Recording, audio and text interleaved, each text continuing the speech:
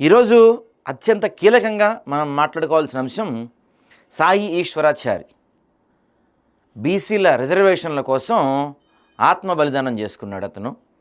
So Sai Eshwarachari మొన్న ఈ Teenmar Mallanna party office ముందు పెట్రోల్ పోసుకొని ఆత్మహత్యాయత్న ప్రయత్నం చేసిన ఆయన నిన్న మధ్యాహ్నం గాంధీ హాస్పిటల్లో చనిపోయారు.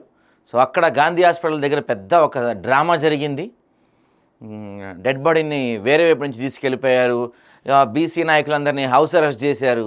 అసలు ఏం జరుగుతుందో తెలంగాణలో అర్థం కాని పరిస్థితి నెలకొంది. ఇప్పుడు కూడా ఈ మార్నింగ్ కూడా మనకు అందిన సమాచారం మేరకు, మరి ఏ గ్రూప్స్లో అన్నా వచ్చిందో లేదో తెలియదు, తీన్మార్ మల్లన్నని మిగతా బీసీ నాయకులందరినీ కూడా హౌస్ అరెస్ట్ చేశారంట. మరి ఎందుకు ఈ హౌస్ అరెస్టులు?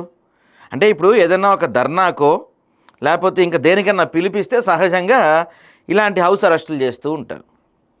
కానీ ఇక్కడ ఒక వ్యక్తి చనిపోయాడు. ఆ చనిపోయిన దగ్గరికి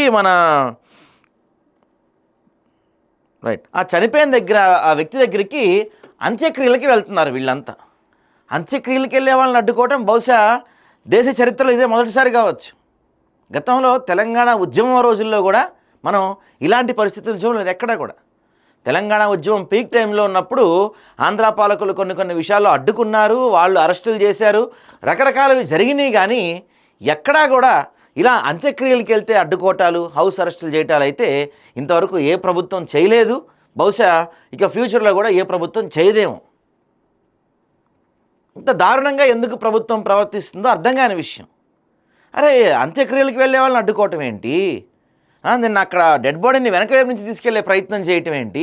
అక్కడ బీసీ నాయకులను అరెస్ట్ చేసే ప్రయత్నం చేయటం ఏంటి? అసలు ఇంతవరకు ఆ సాయి ఈశ్వరాచారి చనిపోయి ఇంతసేపు అవుతున్నా కాంగ్రెస్ పార్టీ నుంచి ఒక్క నాయకుడు స్పందించలేదు. ఒక్క నాయకుడు అక్కడికి పోయిన పాపాన పోలేదు. కాంగ్రెస్ పార్టీ కాదు, ఇంకెవరూ పోలేదు. బీఆర్ఎస్ వాళ్ళు పోలేదు, ఇంకా బీజేపీ వాళ్ళు అసలే పోలేదు. ఏదో కవిత లాంటి వాళ్ళు ఇంకో 2-3 పోయారు. వాళ్ళు కూడా జస్ట్ డ్రామా కోసం. ఈ కవిత ఏంటంటే ఎక్కడ ఏసీ నడుస్తుంటే అక్కడ ట్రెండింగ్లో ఉండడానికి ఆమె ఇష్టపడుతుంది బాగా. అందుకని ఎక్కడ ఏ అంశం ఉంటే అక్కడికి వెళ్ళి ఆమె జస్ట్ కొంచెం సేపు షో చేసి వస్తుంది అంతే.